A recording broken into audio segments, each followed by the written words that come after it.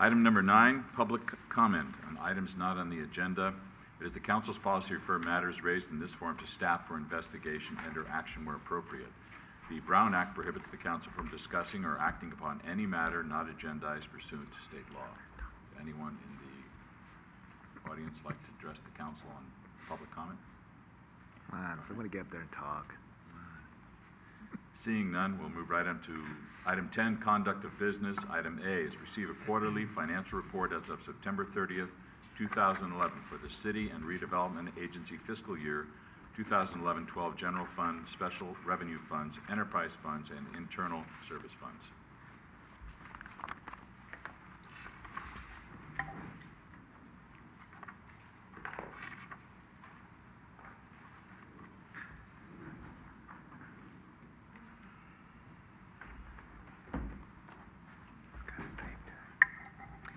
Good evening, Mr. Mayor, members of the City Council, and Min-Soon, Finance Director.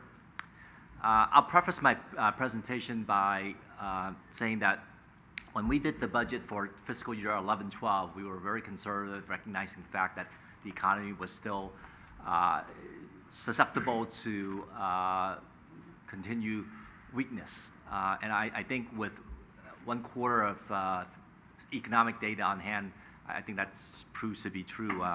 Unemployment rate is still very high, consumer confidence is still very low, and there's still a possibility even of a recession. So having said that, I'll go into the first quarter results. One of the things that's inherent in terms of the city's revenues in the general fund is the fact that not all the categories are linear, and therefore it's not necessary that we would see 25% or 3 months worth of revenues in each one of those categories. So having said that, I'll go over some of the major categories of revenues that we have in the general fund. Starting off with property tax.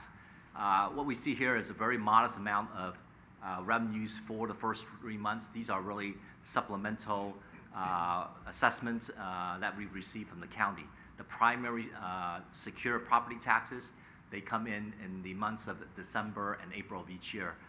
So therefore, we're not really going to be seeing those until the second quarter report that's going to be presented to you in January.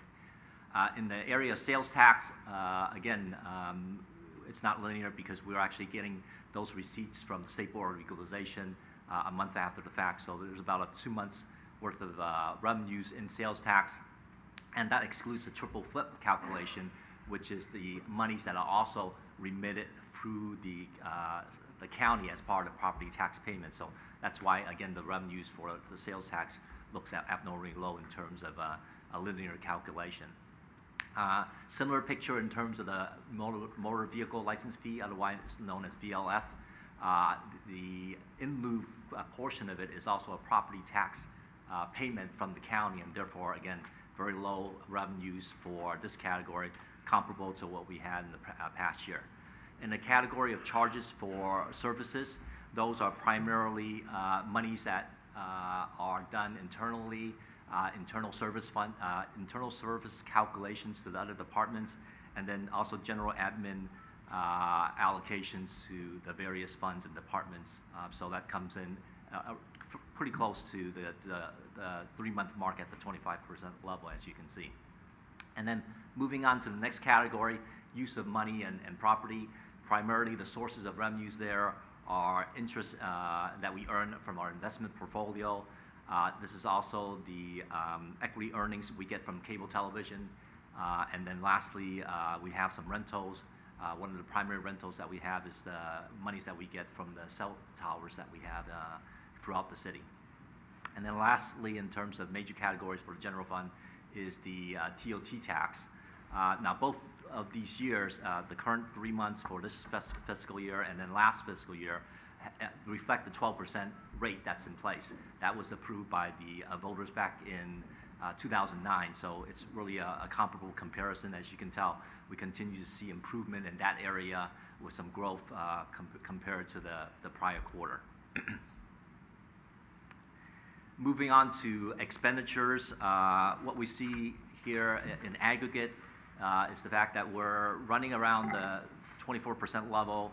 Again, similar to the level that we had in the prior year, given the fact that the 11-12 budgets for expenditures, total expenditures actually increased from the prior year. Nothing major there. There's some seasonality in some of the departments. For instance, recreation, there's a little bit more activity during the summer months, so therefore you see a little bit higher expenditure percentage for that particular department. It's amazing, $4 million. Moving on to the redevelopment agency, we're all aware of the fact that AB 2627 has been stayed, and we're waiting, just like all the other agencies, redevelopment agencies, for the California Supreme Court to rule on this.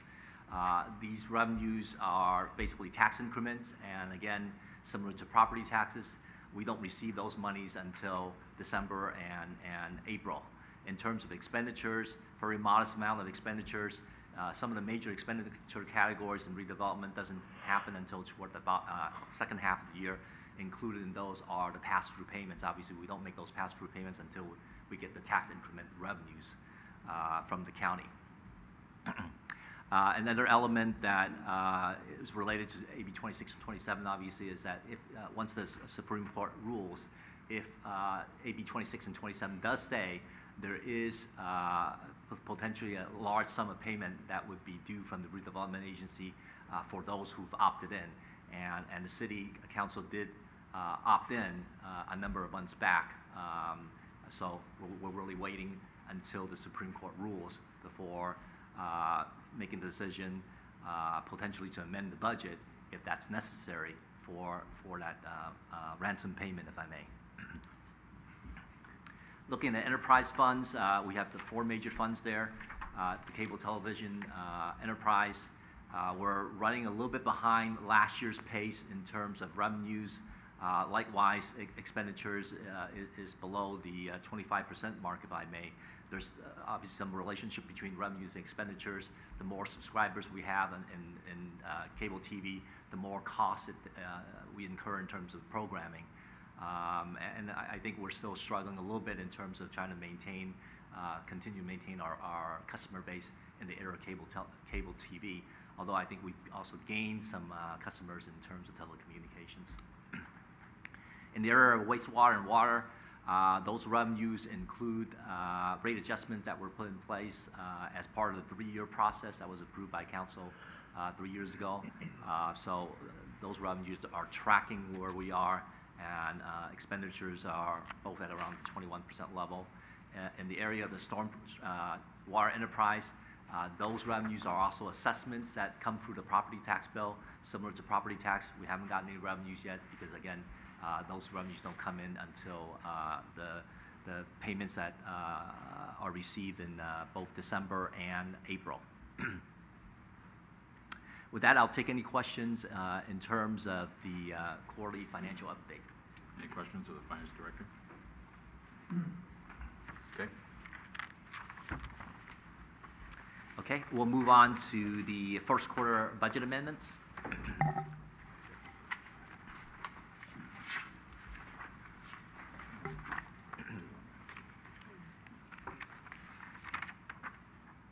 The practice of the organization is basically to summarize for the City Council actions that were taken by the City Council during the prior quarter that have budgetary impacts. So I'm going to basically identify and go through some of those adjustments that were approved by the City Council during the course of the quarter. We had thermal imaging cameras that were approved. Majority of this is through a FEMA firefighters grant, and then we also have a local match from 4 participating agencies for this grant. So a total of 5 agencies actually participating, including ourselves, and each one is buying 1 camera. So the city's cost in terms of our match works out to be $2,000 there. Next, we received approval for a wheelchair lift and a security gate for the library. Most of this is paid through community development block grants, and the balance is paid through the State Library Fund. Moving on to the next item, we have a couple items that involve the equipment replacement fund. The first one is the senior bus.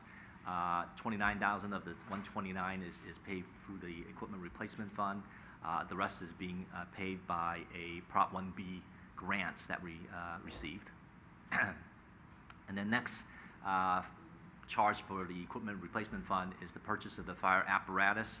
As you may recall, this one is a lease purchase agreement that we entered into, and we're using $344,000 in the equipment replacement fund for a portion of the purchase. The balance is being financed for 7 years through a financing company, a bank, 7 years, 7 annual payments that needs to be made to fulfill the obligation there. Next, we have a capital improvement project coming out of the Water Capital Fund for roof replacement and holding tank refurbishment for pump number 6. Again, that's coming from the enterprise fund. And then the next item is the medical premiums that increase that we incur for the current fiscal year. And the City Council was very generous in authorizing the city manager to use some one-time resources to pay for that. There were some savings from the cancellation of the municipal election for November, and also we received some monies, administrative overhead, as part of the reimbursement process for a Glenview fire incident. So the combination of those resources helped fund the additional medical premiums associated with the current year. Then we move to the Crestmore Glenview neighborhood construction. City Council authorized construction phase 1 of sewer improvements for $175,000, and then also a design for phase 1 of the water system improvements for $79,000. And then during the course of the 3 months, we've incurred some expenditures for the Crestmore neighborhood, and they aggregate approximately $314,000. All of these costs have been submitted to one of 2 resources, one being the CalEMA process, the other one is the PG&E Trust. Of those expenditures that we submitted, we received approximately $28,000 in payments during the quarter. And then lastly, in the redevelopment fund, City Council authorized $125,000 for the archway for the Great Separation. These are the budget adjustments that took place during the first quarter, and I'll be happy to answer any questions. Any questions of the Finance Director? This is item D, which is adopt a resolution approving first quarter budget amendments to the City and Redevelopment Agency fiscal year 2011-12 operating and capital improvement program budgets. Anyone like to introduce the resolution? Through the Chair, I'll introduce the resolution for adoption.